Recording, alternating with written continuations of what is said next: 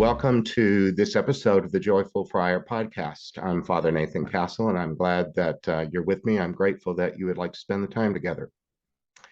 Today's episode has to do with my first stuck soul, Ray, the Perfect Gentleman. He's in my first book, he's in the preface of Afterlife Interrupted, Helping Stuck Souls Cross Over. Ray is now one of my best friends in the spirit. He's a part of my prayer life ever, maybe like 25 years now. I explain his story in great detail in my book, and I've described this story a lot on podcasts, but I'm happy to do it again at the beginning of my own podcast. But before I even get to that, there's a few key elements that are a part of my life. People, interviewers have often asked me, how did this business get started of you having this crossing work to do for souls that died traumatically? I was taught as a little boy that I had a family on earth and a family in heaven. I spent most of the day with the ones on earth, but my mom would tuck me in and help me say my prayers when I was tiny. And she taught me that this is how we talk to our other family. We talk to Holy Mary and Jesus, my brother, and our Heavenly Father, and we would give blessings to people. And some of the blessings were for people who lived in my house or in the neighborhood, my cousins in the next state, and then some were blessings given to people who had already died. I was learning already that it didn't matter whether a person was alive here or hereafter. We still had a love for them and they for us, and we could help each other out, which was something that was accomplished by giving a blessing. Giving a blessing was sort of like giving a gift to somebody, not knowing what they'll do with it. Kind of like maybe, money or a gift card. When you give a gift of that kind, you don't necessarily know what a person's going to do with it. And that's kind of one of the reasons that we give that gift, is to let them use it in the way that they please. So in my imagination, that's what I was doing as a child. I was giving a gift to people that would suit them in whatever way that they wanted to use it. I understood that when people die, one of the places that they could go, one of the states, was purgatory, a place of cleansing. It meant you were with God, but you needed to do some kind of prep work. It mean to get cleaned up or to work on things to improve somehow. And it made sense to me that not everybody died and was ready for perfect bliss, that there'd just be some sort of I don't know, a continuum, a gradient. Wouldn't have used either of those words as a child, but it just made sense to me that there was a place for people to get better prepared to be fully in the eternal presence of God. So I was doing that a lot as a child. I was very specific, and I prayed for lots of people, including the people in the newspaper. We got newspapers in the morning and in the evening in those days, and both of them had an obituary page showing who had died in the previous day or two. I went out of my way to pray for the ones that weren't being buried from a Catholic church, because I knew that Catholics believed in purgatory, but other Christians didn't necessarily. So I was really busy as a little kid praying for the good of anybody that died. And I was consistent with that. I was every night, that was my practice. Who knew that years later, as a Catholic priest, I was going to be rather jolted alert to pray for somebody specifically who needed some afterlife help. What happened was I was on a retreat in northern Arizona with friends of mine. I was both participant in the retreat and giver of it, but it was the middle of the night and I was asleep. I was dreaming about finishing a round of golf. I'm a golfer, so that's no big deal. I was finishing a round of golf. The priest I was playing with, we went into the bar.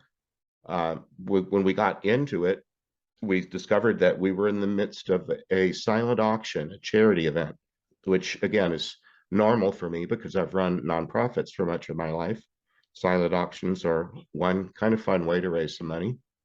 But at this one, I noticed that someone had donated a really ugly, awful piece of framed artwork that was on a far wall. I even said to my friend in the dream, "Ooh, who would give that to a charity? It's horrible." But it was so horrible that I felt like I needed to get a better look at it. And as I moved toward it, it moved toward me. inside the picture frame, which is sort of reminiscent now of our big screen TVs. This was years and years ago before we had TVs on the wall, but it moved toward me and I toward it, and it began to move. It was a little video of a man burning to death on the radiator of a car on the grill. He hadn't been in a wreck, and I don't know why he was sitting on an engine of a car facing away from it, but he was, and he was on fire and he was screaming. And I woke up. You have to understand that as a priest, I have to take a turn sometimes having a pager from a local hospital just in case a Catholic calls or wants a priest to come in the middle of the night because of an emergency. So sometimes when that pager goes off, you just have to shake yourself awake quickly, talk to the person at the nurse's station, get the room number and such. So it felt like that. I felt like I was being awakened from a sound sleep to talk, to help somebody. So I wrote down quickly what I had just received, and I spoke to the person in prayer. I just made the sign of the cross and said a prayer and said, whoever you are, my name is Nathan. I understand that you've died in a fire on a car. I'm praying for you. I'll see what I can do to help. I wrote it down. I blessed the person and blessed myself and went back to sleep. Several hours later in the morning, I'm kind of an early riser normally, and on a retreat, there's always a few more of us who meet over coffee in the morning. So I was up kind of early having coffee with whoever was up and about. And my dear friend, who was my prayer partner, was on the retreat, and she was up. So I said, if you wouldn't mind, at a break time, could we go into prayer and pray about this experience I had during the night? She said, well, sure, absolutely. So we did that, and we said prayers of protection because I think that's important. I don't pick up hitchhikers on earth or in the afterlife. So Saint Michael the Archangel, Saint Benedict, Holy Mary, Mother of Jesus, the persons of the Trinity, different ones, Saint Francis and Saint Dominic. Anyway, I kind of surrounded us with a prayerful huddle of holy ones. It's my practice. And then we sat still. Sometimes that's called waiting on the Lord. We just asked the Holy Spirit. We just made ourselves as available as we could and said, how can we help? Well, we sat still in prayer for a little while, short time. And my friend said, whoever this man is, he really wants to talk to you. Would it be okay if I allow him to? Well, because we had been prayer partners for some time, I knew that she had special spiritual gifts, some of which paralleled the gifts that I had. And she said, whoever it is, he would really like to talk to you. Do you want me to let him? And I said, well, yeah, we've done our protective prayer and we're in the Lord's service. We're not delving into, spooky mysteries for no reason. We've been asked to help, and so let's help. So shortly after that, out of her mouth came the voice of a man who said, who the hell does he think he is, taking me just when my life is getting good? But in the midst of that, I had gotten a little sweet voice in my head or in my ear, however you want to think of it, that said, be careful, this one has not yet chosen the kingdom. Well, I was being told to be careful not to run like the wind. I mean, I knew that some caution was advised, and we had asked for all this spiritual help, so we went with it. It turned out that Ray had died in 1960 on the hood of a car. I was only 4 years old at the time, but he died in a fire. He had been rather stuck in the afterlife because he had been taught about God, that God takes people, and who the hell does he think he is taking me just when my life's getting good? So we asked, well, how can we help you? Isn't that what you do? I'm a counselor, when people make an appointment and you don't really know them, in the first few minutes after you've maybe broken the ice, you say, how can I help you? Tell me what our goals are.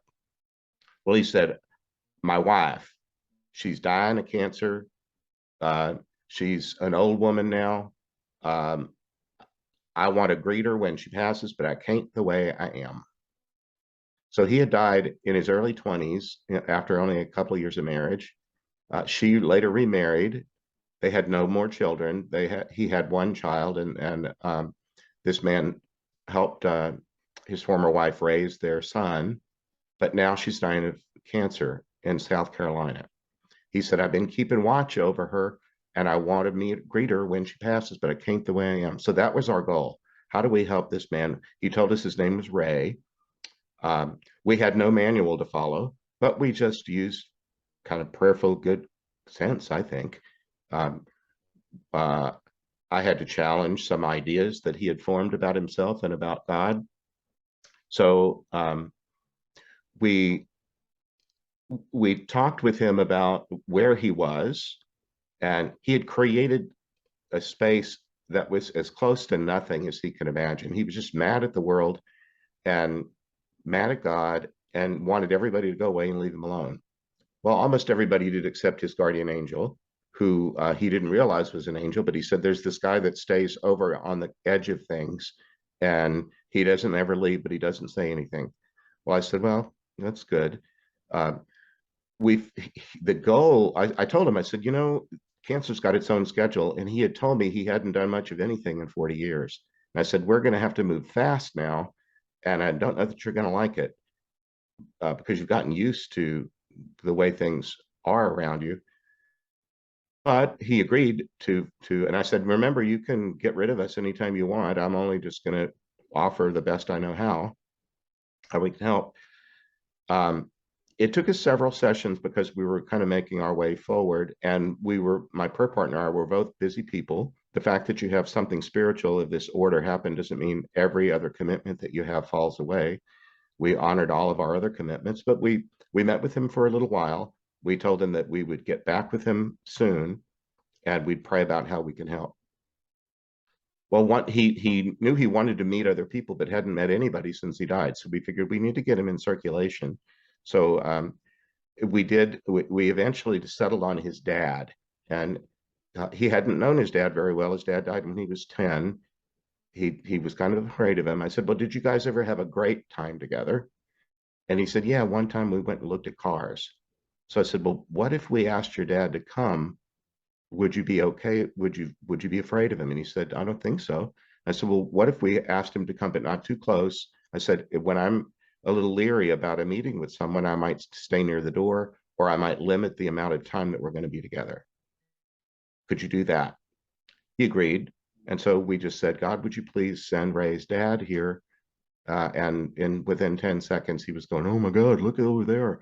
I said, I can't see what you see, Ray, but tell me. And he said, well, it's my dad. I said, well, does he look scary? Do you think you're being tricked? He said, no, it's just my dad. I said, well, is it okay for us to leave you guys alone? We'll circle back around and see how things went. He agreed to that. And so a few days later, we met up again. This time, we asked about how it went. And he said, well, we went and looked at cars. I said, well, which ones? He died in the early 50s. You died in 1960. Did you try time travel? He said, no, we went and looked at the new ones.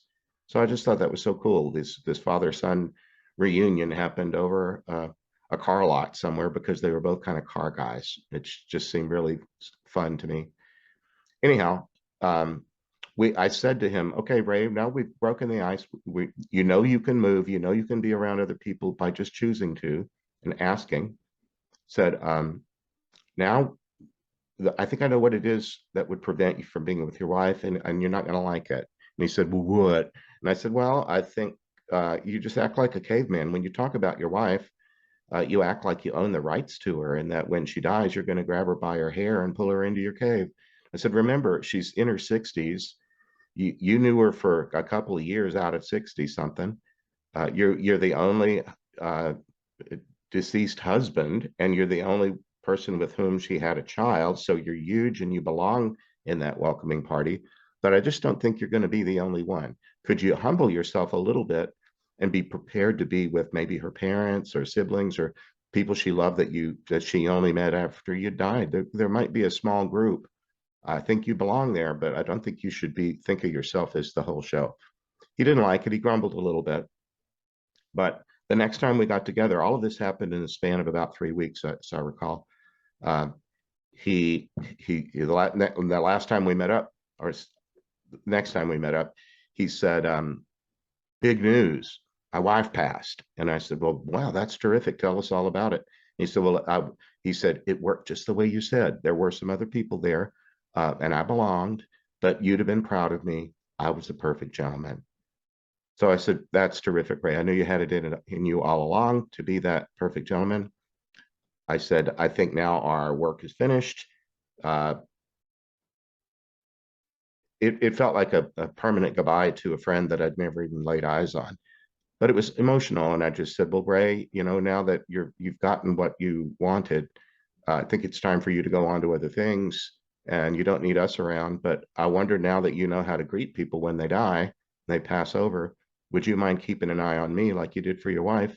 And would you be there for me when it's my turn to pass? And I remember, I'll never forget it. He said, why, sir, I'd be most honored. Just look for the perfect gentleman. So, how could you not have Ray as a friend after that? Uh, I'm still here. I haven't crossed, but I'm confident that Ray will be part of the welcoming party when it is my turn. We wanted to use his story publicly in a book, and I just didn't feel right about that without asking his permission. So eventually, a friend of mine convinced me, let's just go into the Holy Spirit, ask, we're not asking for tomorrow's lottery numbers, or we're not up to no good. We're just doing a simple task. It's yes or no. We won't bother anybody for very long. The question is, would you allow us to use your story, tell your story? And we did that, and it worked like a charm. Ray came and spoke with us, and he indicated that he'd be happy to have his story told, that he's since gone back to school after he learned how to greet his wife. He thought he'd like to know how to do that to greet other people. It just seemed like something that he already had done once and enjoyed, and thought, I'd like to do more of that. So we learned that that was part of how he was moving forward in his afterlife. There are just so many choices about what you might do next. And that was the one that was right in front of him that was attractive to him. So that's pretty much how that story resolved. If you want to know more about it, you can find it in my first book in this series, Afterlife Interrupted, what we call book one, Helping Stuck Souls Crossover. It's available on Amazon, either in a paper print book, an ebook for like a Kindle, or the audiobook, which I and my prayer partners have voiced ourselves. So in our next installment, we'll go into what we call compassionate response. People, after hearing that story, sometimes they have questions. Sometimes the questions are, I guess you could say, simply intellectual curiosity. But I'm finding that very often when people ask me a question, contact me through my website, typically, it's because they're concerned about a loved one and they're grieving, and they're wondering, if their loved one is safe and happy and so on. So the next segment of our podcasting is going to be a compassionate response to the story of Ray. So if you stuck around for this much, you might enjoy hearing our next installment on the story of Ray, compassionate response to his story. Thanks. God bless you. I hope you enjoyed this episode of The Joyful Friar. You can visit me at nathan-castle.com. Send me a message by clicking the contact button. If you'd like to support this podcast, you can make a donation by clicking the donate button. See you next time. God bless.